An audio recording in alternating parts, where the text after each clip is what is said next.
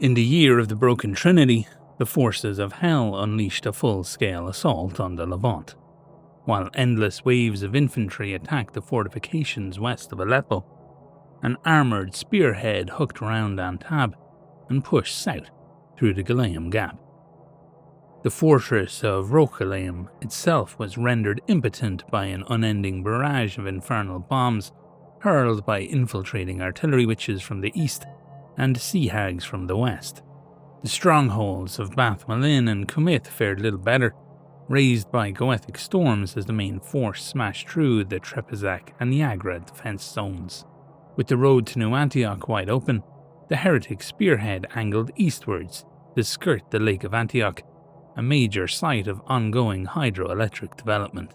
The nascent air fleets of the faithful pounded the armoured column day and night, but their losses were crippling and the damage inflicted was minimal.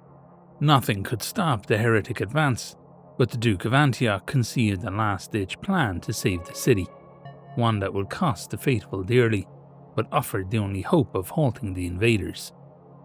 A great call to arms was raised, promising that any who fought to save New Antioch would have all their sins forgiven, and within the day, a numberless host of pilgrims marched out beneath 1,000 reliquary banners, chanting the Duke's name. The two forces clashed just north of the Iron Bridge, but the pilgrims could not hope to prevail against heavy armour. It had been hopeless folly to imagine any other outcome, but the Duke had not intended them to be victorious, only to pin the enemy in place by choking their tracks with the flesh and blood of their own bodies. As the armoured assault ground to a halt, engineers at the Patricius Dam on the Lake of Antioch destroyed the dam and sent millions of gallons of water cascading toward the flatlands. Both pilgrim and heretic alike were drowned in the flood, pulled down into the sucking nightmare of mud the plains had become. In the wake of the deluge, the sky darkened with the return of the rebuilt and rearmed air fleets of the faithful. Unable to escape the quagmire, the enemy tanks were bombed to oblivion, leaving nothing but wreckage and a scene straight from the nightmares of medieval prophets. A graveyard of twisted steel and flesh, of fire-blackened bodies and fused skeletal remains. With the heretics defeated, efforts were made to clear the area of unholy taint, but explosions of live ordnance and the curses unleashed from blasphemous sigils etched into the hulls of the wrecked tanks saw such efforts swiftly abandoned. Thus, the area was declared off-limits, and a great cruciform monument raised to commemorate the sacrifice of the fallen. Yet, there are many who risk life and sanity by covertly entering this haunted landscape of rusted metal in search of rare materials, weaponry, and fallen relics. Pilgrim cults drawn by the divine diesel fumes roamed the Necropolis, chanting mechanical hymnals to a bellowing tank god of iron and gasoline, grinding tracks and shellfire. Even now, the steel Necropolis is a place of horror, with agonized faces visible beneath the vitrified mud and the lingering death screams of the slain drifting amid the maze of abandoned hulks.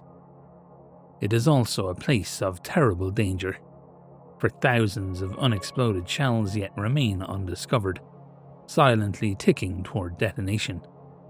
Even worse, the fallen do not rest easy here, and the spirits of the dead who burned alive in their possessed steel coffins are said to call out for rescue, only to slay those foolish enough to answer.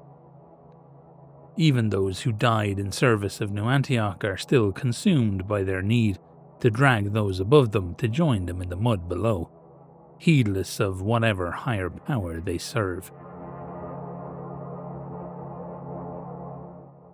Okay, so yet another fun week of lore in the world of Trinity Crusade. This week we're taking a look at the Steel Necropolis, which was this huge area of land that was devastated by fighting in the year of the Broken Trinity, which was 1894. That's the year that death commandos assassinated the Supreme Pontiff, the High Prophetess, Aelia, and the Holy Roman Emperor all at the same time, leading to a tremendous amount of chaos that the heretic legions would take advantage of to launch this major offensive into the Levant and into Europe.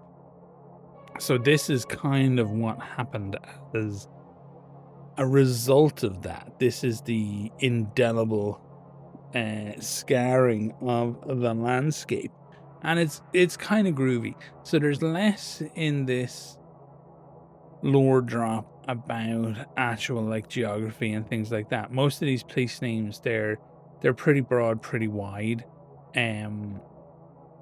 Something like Comith I couldn't find anything about, but Bathmalin was just an area in a valley near historical Antioch, essentially. So everything's kind of close to Antioch. There's not a huge amount to read from that, but there's a lot to take in from the sheer scale and kind of how grim everything gets. I'm constantly readjusting my grimness meter for Trench Crusade because they keep like upping the scale of things to pretty crazy levels. So I'm entering into the place where I will just like suspend all mathematical disbelief, and there's a couple of really interesting world and lore building elements of this that once you wrap your head around, it becomes kind of groovy and kind of scary at the same time. So you've got this massive wall of tanks basically making their way towards New Antioch. That is obviously something that the Duke is concerned about. The walls have stood till now, but this is really quite an extraordinary effort from hell to do some real and lasting damage to destroy New Antioch for good. So the Duke puts the call out, fight for me, and your sins will be forgiven. And that's really just a delay tactic, right? They were just wanting to slow the enemy down long enough to do some kind of damage with the planes, and then to blow the dam. That the dam was probably like the last ditch effort. It's like, oh shit, nothing else is working, we have to do the damn thing, and then just flooding this plain and drowning everything and everybody, resulting in this sight of just pure devastation. Now, the reason why I like it is I think the tank god is really cool and interesting because it's yet another massive unanswered question in the world. Like, we know the way that people are interpreting it. We know that the pilgrim cults are seeing it as a divine thing. We don't have a huge amount of information about what it does, other than just kind of stomping around and kind of mechanically screaming and things of that nature. We know that it's in a very nasty place, and some people might interpret it as a remnant of the will of God. There's been enough kind of hellish things in that valley for it to be like a mechanical amalgam, essentially, that has almost completely lost its mind and no longer feels any sense of connection or direction with anything at all. There's 1,000 things that it could be, but we know that these pilgrim groups are going to and praying to it, as if it is somehow representative of the Almighty, which is pretty crazy and pretty weird.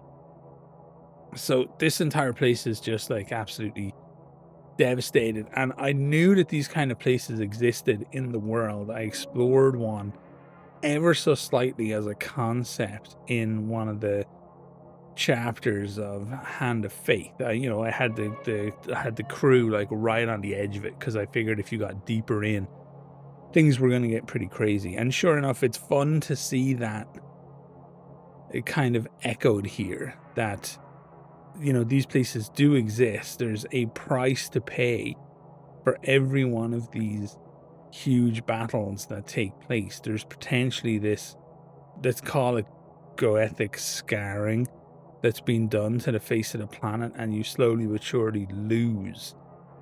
Even a foot at a time is still a loss, especially when for hell, infinity means nothing. For humans, it's a real problem because they will, no matter how long it takes, eventually run out of real estate. They just won't have anywhere that's suitable for human life anymore.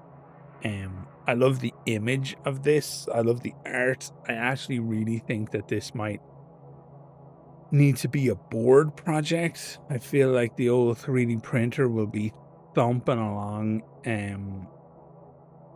kind of overtime to make that one happen, but it would be such a beautiful finished piece. I think it would be pretty crazy looking.